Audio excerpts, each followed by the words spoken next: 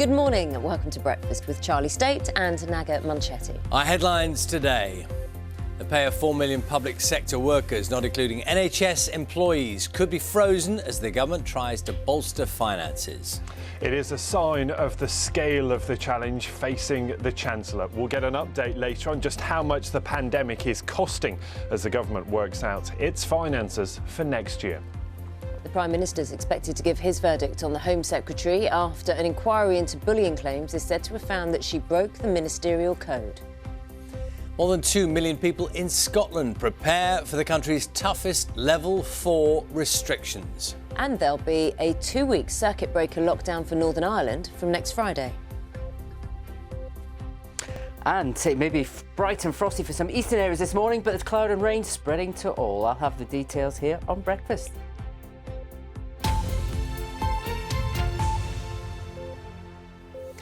Good morning, it's Friday the 20th of November. Our top story today, a pay freeze for millions of public sector workers is expected to be announced by the Chancellor next week. That is according to government sources. It's thought that NHS staff will be exempt, but many other key workers like teachers and police officers will be affected. Here's more from our economics editor, Faisal Islam. Millions of public sector workers face a pay freeze at next week's spending review as Chancellor Rishi Sunak makes the case for pay restraints to reflect falls in private sector earnings during this pandemic-afflicted year. At the start of the spending review process, the Chancellor outlined that in the interest of fairness, we must exercise restraint in future public sector pay awards, ensuring parity with the private sector. The Treasury has taken an interest in a report on the issue by the Centre for Policy Studies, suggesting a 3-year freeze would save £23 billion by 2023 or £15 billion if NHS workers were exempt. It is expected that NHS workers would be exempt from a freeze to reflect efforts during the pandemic, but 4 million workers still include many key workers lauded for their service during the pandemic, from the armed forces to police, teachers and civil servants. Unions are already planning a campaign against such plans, having already had rejected their efforts for a special pay bonus in the current year for pandemic frontline public sector workers. Faisal Islam, BBC News.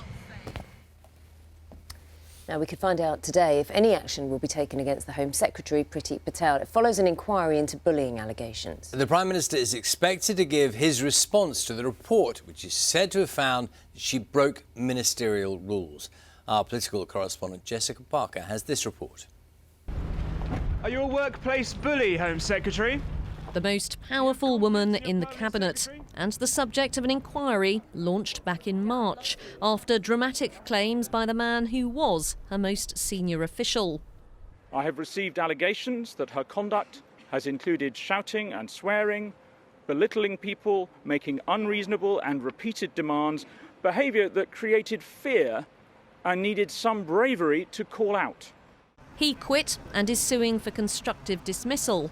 She stayed and the government launched an investigation which looked into her behaviour at 3 different government departments. Priti Patel has always strongly denied allegations and a number of Tory MPs have rallied to her side, describing her as a determined person doing a tough job. I've worked with Priti Patel for a number of years and I've always found her strong, robust, but never in any way anywhere near bullying or even threatening any of her staff, and most of her staff got on with her incredibly well.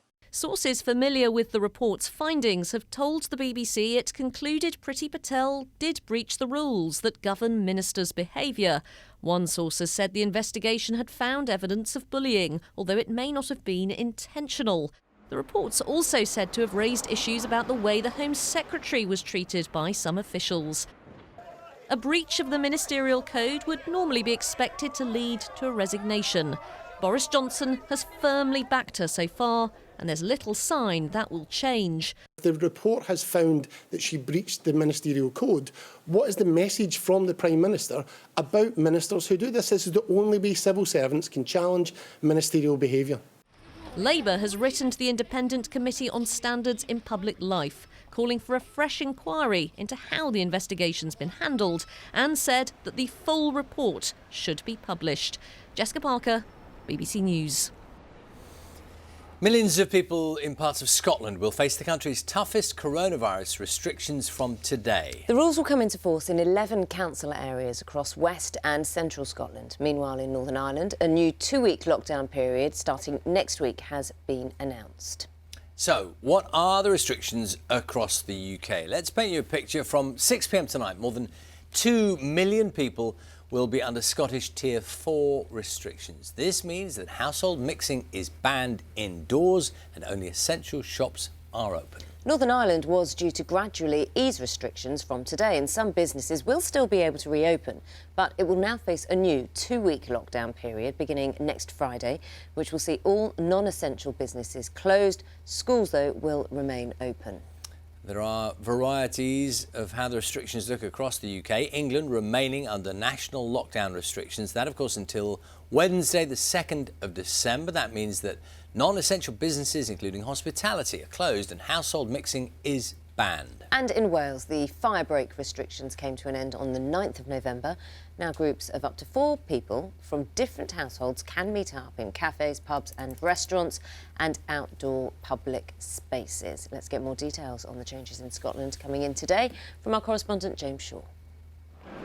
This is one of the busiest, most high-value shopping streets in Scotland, and there's definitely a sense at the moment of a last-minute rush on, but by 6 o'clock tonight, almost all of this will be shut down. Shoppers I spoke to were anxious about the restrictions which are about to be imposed. To be quite honest with you, I think a lot of people are not going to take any notice of what they've been told to do, because we've had nearly a whole year of this. I just think it must be really upsetting for the shop, for the small businesses, and I think this is the time of year where they really would be making big money, especially when we had the lockdown earlier in the year. They must have been putting all their hands in this basket, so no, I think it's a shame. It's not just shops. All hospitality, entertainment venues, gyms and sports centres will close. Schools will stay open. And this is a big area, all the way from Ayr on the west coast to Livingston further east and north to Stirling and the countryside around it. This is not a full national lockdown, so travel restrictions will be used to stop people spreading the virus into low-risk areas. It will be illegal to travel into or out of areas under Level 3 and Level 4 restrictions, and even between council areas under those controls, except for essential purposes, including work, education and caring. Nicola Sturgeon has promised the restrictions will only be in place until the 11th of December. James Shaw, BBC News, Glasgow. So let's focus on the situation in Wales. The government expected to give an update today on how effective their 17-day fire break lockdown has been. Now, the update comes as mass testing is expected to be rolled out in Merthyr Tydfil. Now, our Wales correspondent Thomas Morgan is there today. Thomas, good to see you. We're obviously trying to make really clear to everyone because what's going on, because I think so many people from all the nations are watching to see what is working and where and what's making it more useful, what's making these lockdowns more effective.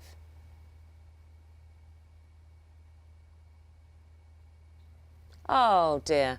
Thomas Morgan in Merthyr Tydfil. We will talk to him a little bit later and find out about that rollout of mass testing, which is beginning in Merthyr Tydfil soon. And he'll also tell us how the coronavirus figures have fared in terms of the fire break that's just been completed. It's probably worth saying as well, as you're with us this morning, 7:30 this morning, we will be speaking to the Health Secretary, Matt Hancock. And so all of these different parts of the UK and the measures that have been taken all feed in, of course, to the very big decision that were made in England about what happens after December the 2nd. So that's coming up at 7:30. And putting all of that in the mix, we'll also be talking to him about the flu jab, because from next month, anyone aged over 50 years old in England will be eligible for a free flu jab as part of an expanded rollout. Usually they're free to the over 65s. 30 million people are being offered the vaccine in England's largest flu immunisation programme to date. Scotland, Wales and Northern Ireland say they will do the same if supplies allow it. England's NHS test and trace system has failed to reach nearly half of the close contacts with people with coronavirus in some of the worst hit areas. This is according to BBC analysis.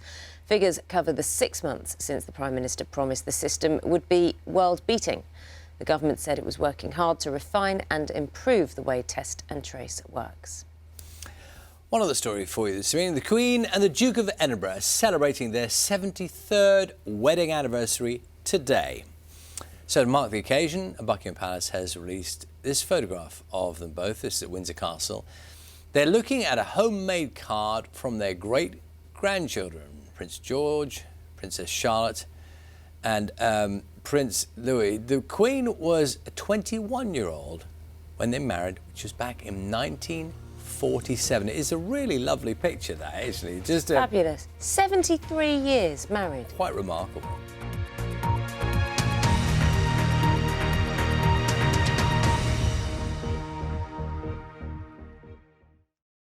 See the headlines as they happen and watch BBC News live in the app and get the full story with bbc.co.uk/news.